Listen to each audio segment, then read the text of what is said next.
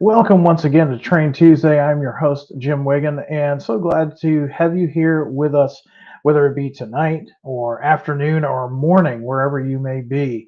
If you're catching us on the live stream, thanks for joining us. This is a pre-recorded session, as will the rest of September offerings for Train Tuesday. If you're catching us on the YouTube channel and you like what you see, please do us a favor and like and subscribe and hit the notification bell. That way you're notified every time a new video from Athearn drops into YouTube. We're going to be talking a little bit about Athearn Genesis as well as Athearn HO. We're going to be talking about a modern locomotive that was part of the horsepower wars between GE and EMD. And we're also going to be talking some chemical tank cars. So without further ado, let's get this program started with all of the model railroad goodness. We're going to be starting tonight by talking about the SD90 Mac H Phase 2 locomotive. Now, introduced in 1995, the EMD SD90 Mac was intended to become that builder's most powerful single-engine diesel locomotive.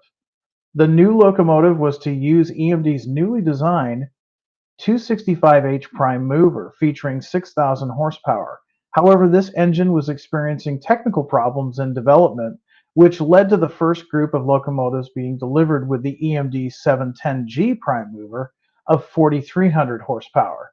Now, the intent there being to retrofit these locomotives with the more powerful 265H at a later date. However, technical problems with the 265H were never fully resolved, and therefore no conversions were ever done. The 710G engined SD90 Macs outlasted their 265H cousins in service by a wide margin. Some of those units only recently have been retired or sold by the Union Pacific and other railroads choosing to rebuild them for continued service. Now, the Athearn Genesis SD90 Mac features all of the cutting-edge detail and operational features that are expected by discerning modelers. That includes working number boards and ground lights, see-through steps, numerously separately applied details on the body and underframe, of course, a heavy-duty die-cast frame for massive pulling power, and for the first time ever, rotating bearing caps on the trucks.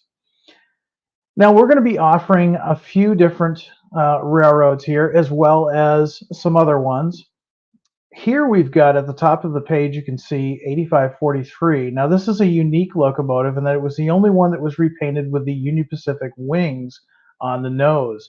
And it continued in this paint scheme until its retirement. Now, this would be appropriate for those modelers that are modeling 2004 into the 2000s. Coming up next, the two that you see, 8547 and 8561, these units came in the standard UP as delivered scheme, and they're appropriate for 1999 to 2006.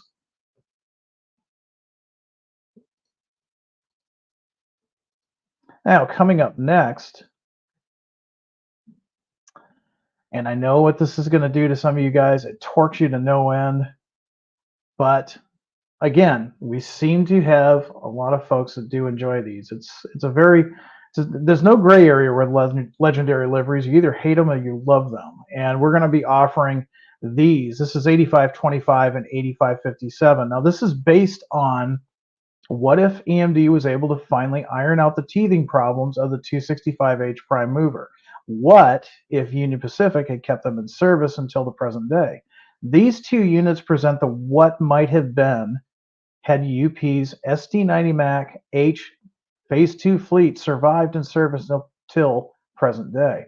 So in this alternate timeline, this would be 2010s to current day. Again, legendary liveries, but we're trying to make it plausible. This is based on the fact that the 265H actually got rid of all of its problems and became a successful engine.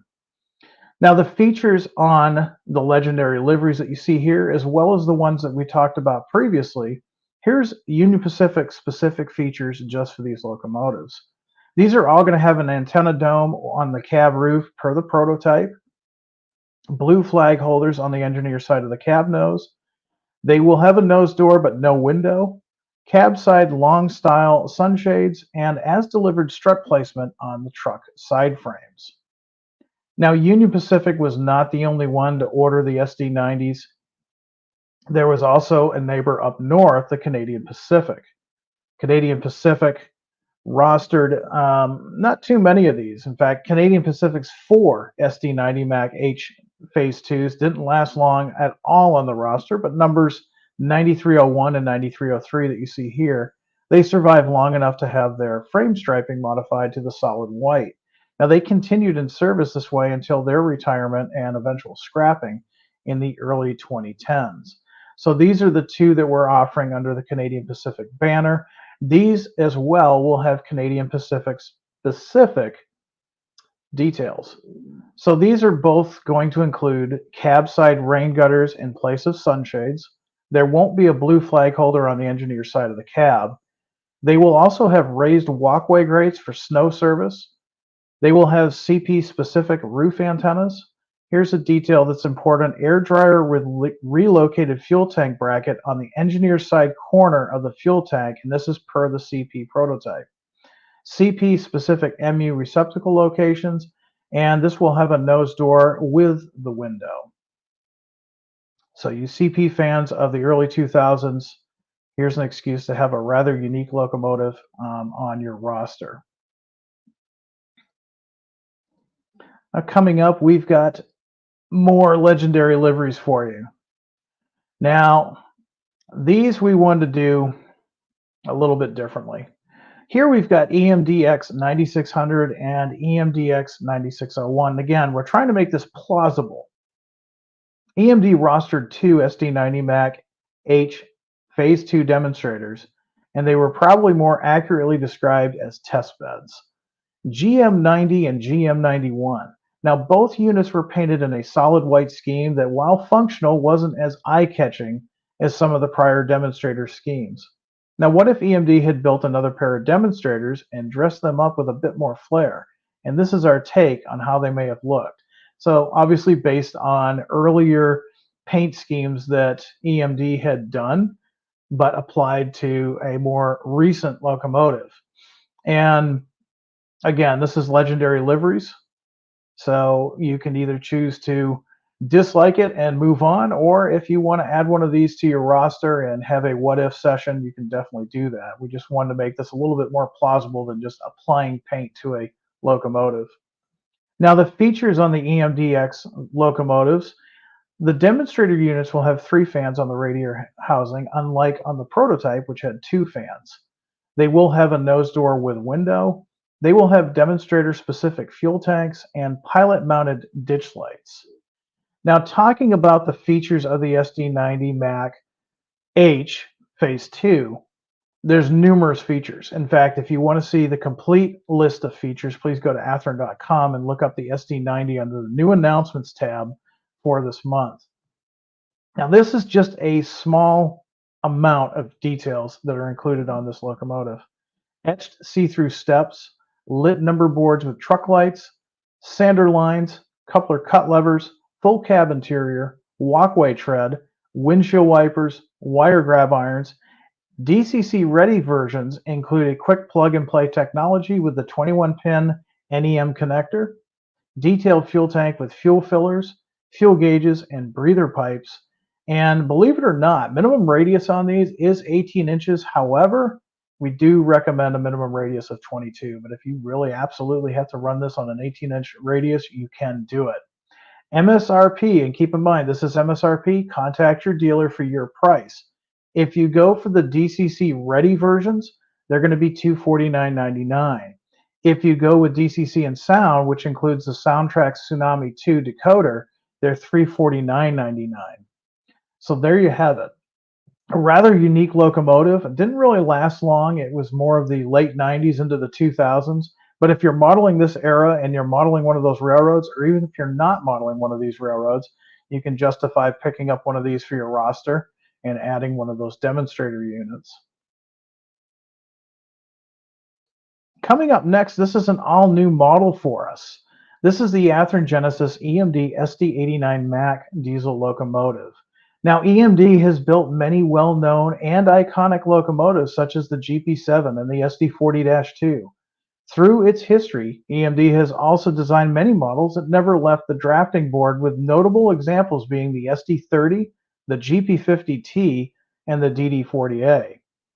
There have also been rare models that were built and tested but resulted in barely, if any, orders taken, such as the SD45X, the SD60 Mac, and this model, the SD89 Mac. While ultimately unsuccessful in sales, these models did advance technology. The SD45X was a testbed of the Dash 2 electronics. Meanwhile, the SD60 Mac refined alternating current used in popular SD70 Macs, and the SD80 Mac was EMD's planned replacement for aging SD70s, and the technology contained within evolved into the SD70 Ace T4s. EMD historically will subtract one digit from a model number to represent a 12-cylinder version of that model, while SD90 Mac H was built in the quest for a 6,000 horsepower locomotive with twin-turbo 16-cylinder 265H motor. The SD89 Mac is the 12-cylinder 4,500 horsepower version of that locomotive. By the time that EMD had solved the early issues with the four-stroke 265H motor, railroads had lost interest in high horsepower locomotives. The more fuel-efficient 12-cylinder, with the addition of a third turbocharger, being renamed instead of the 265 mm cylinder bore to the 1,010 cubic inch displacement, became the 1010J motor that is used in today's Tier 4 locomotives. Being built from many of the same components and configurations as the SD90 Mac, only a few modifications were required for Athearn to accurately depict this unique locomotive and join the stable of SD90 derivatives Athearn is already offering. While the single example of this 89 Mac still exists today, it no longer has the same appearance, as it has served as a testbed for additional technologies. So one locomotive, that's it. EMDX92, this is a unique SD89 Mac body with twin exhaust stacks and multi-panel radiator grills, and this is a 2000s era locomotive. This was the only one built. It still exists, however, it's changed quite a bit since its time in the early 2000s. We're offering this locomotive, and we're also doing something else for you freelance guys. We're going to offer this as painted, however unlettered. So it's going to have the same details as EMDX92, but it's painted and unlettered. And this is a great starting point for freelance paint schemes. Now, the details on these models are very similar to the SD90. You can go and check out all of those details at athearn.com. Of course, it's going to have the rotating bearing caps. That's all new. If you go for the DCC Ready version, they're $249.99. If you go ahead and spring for the Tsunami equipped sound versions, they are $349.99. Again, that is MSRP. So please be sure to contact your Athearn dealer. So unique locomotives, and first time that we've offered the SD89 Mac. So if you want something truly unique, you're going to want to add that to your fleet. Let's go ahead and start talking freight cars now. We're going to be talking about the Athearn HO 42-foot chemical tank cars. Now, we had a lot of comments when we announced these back last week during our new announcements video. A lot of folks were saying, hey, these are 1950s cars and they never had these paint schemes and these errors aren't right. Well, trust me, I've talked to Robert, who is the researcher here at Athearn for many models, including these tank cars. And he was nice enough to give me a small write-up, in which I will read to you now. Now, disclaimer, at Athearn, we are neither English professors nor chemical engineers, but here's our best attempt to describe what these cars hauled. As you can see in the side of the car, they have the lettering metal alklis. It's pronounced alklis because he knows that, you know, coming from New England, I sometimes have an accent. Now, this appears to be the plural form of alkyd. A metal alkyd, in the simplest term, is a liquid consisting of both alcohol and acid.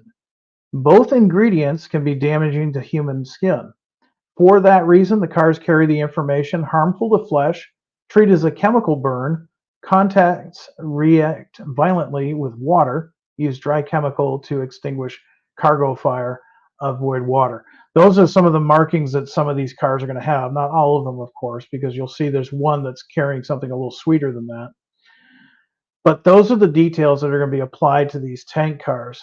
Now, a metal alkyd would be a coating material that could be applied to metal objects such as boat hulls, decking, bridges, steel, and tanks. It can also be used to coat and protect wood. When an alkyd is added to paint, it can often be used on doors, cabinets, floors, trim, furniture, and commercial wall coverings. Now, professional painters enjoy using alkyd paint because it adheres to most surfaces and it levels out to cover small, uneven surfaces, issues, and hide brush or roller marks. Yeah, a lot of professionals enjoy that style of paint. So that being said, as I go through the models that we're offering this month, this will give you an idea of what industries you can spot these tank cars at. So here we have the Procar tank car. This is a 1981 era paint scheme, and again, a lot of research has been put into these. Now, I will say, while what we're offering is rare, they did exist. Not all of them were as colorful as what we're showing you today, but they did exist. So this Procar, again, 1981, so you can use it throughout the 1980s. This is car number 84922. Their reporting marks are PROX.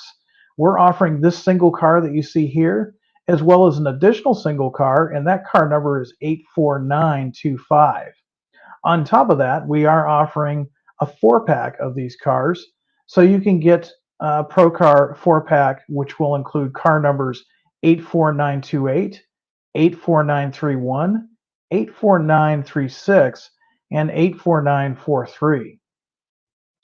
Now, this one obviously is not a chemical car, a little bit sweeter. So if you've got a bakery, if you've got some type of refining sweetener plant on your layout, you can definitely justify one of these. This is the Domino sugar car. This is 1970. Now, Domino did have cars like this. However, being painted like this, not all of them were painted this way. Again, we did find some rare examples of this car. So if you're modeling 1970 into the 70s, you might want to pick this up for some neat diversity within your fleet. Reporting marks on this is ACFX, and this is car number 90656. Additionally, we're offering single car number 90661, and the 4-pack will consist of Domino cars 90655, 90657, 90661, and 90667. You can see those on our website. And yes, the 4-pack will have the matching paint that you see here. Kind of a cool car and something that you might want to add to your roster. Coming up next is a couple of other unique cars, and this required a lot of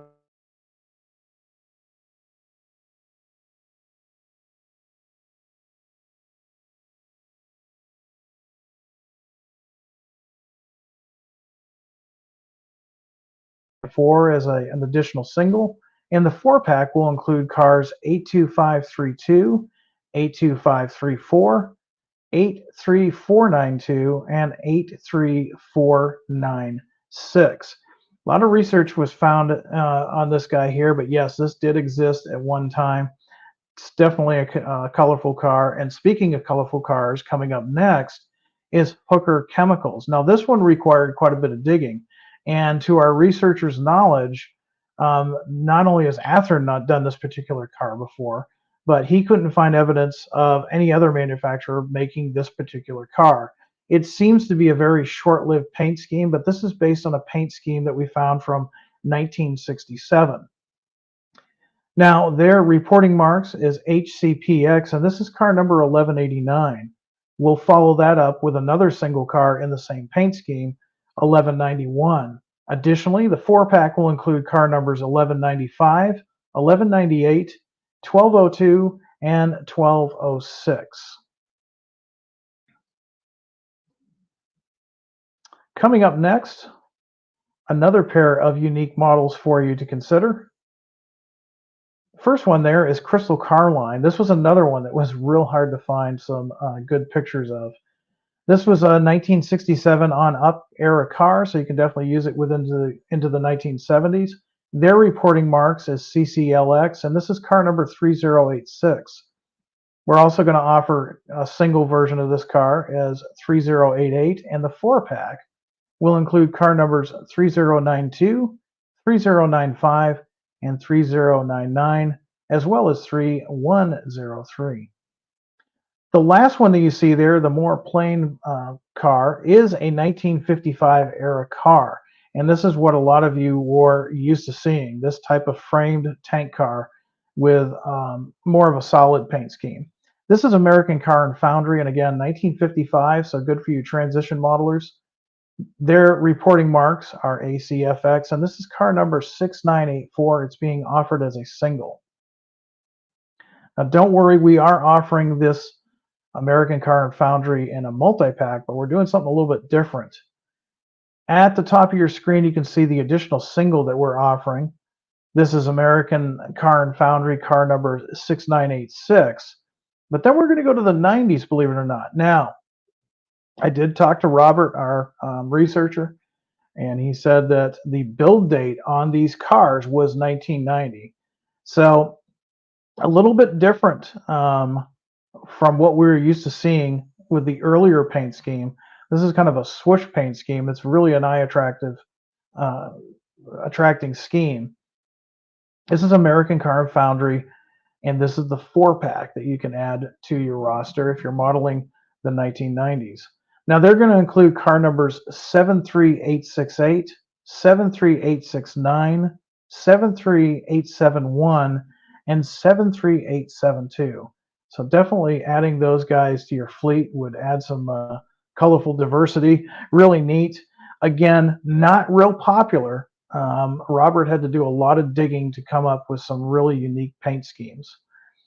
Now the features on these cars, they're separately applied brake wheels, wire form safety handrails, body mounted McHenry operating scale knuckle couplers. They are weighted for optimum performance, and of course they will include metal machined wheels with the RP25 contours. They're going to be highly detailed with their injection molded body, and the 4-packs will feature unique road numbers, as I've already kind of alluded to there in our presentation. Minimum radius on these cars, they're kind of short at 42 feet. Minimum radius on these is 15 inches. So if you've got a small layout or maybe an industrial shelf layout, you'll have no problem adding these to your roster.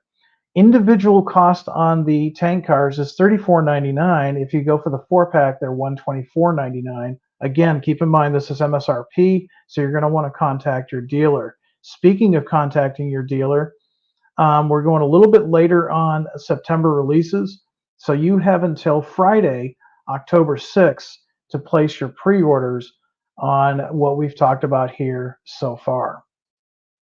So there you have it. We've got a great month of some unique items that you can add to your layout or your modules. And I hope you find the information that we give you every Tuesday informative. Again, if you like what you're getting from Athearn as far as content, please like and subscribe and hit the notification bell. That way you know every time a new video goes in there. We do a new Train Tuesday video every Tuesday.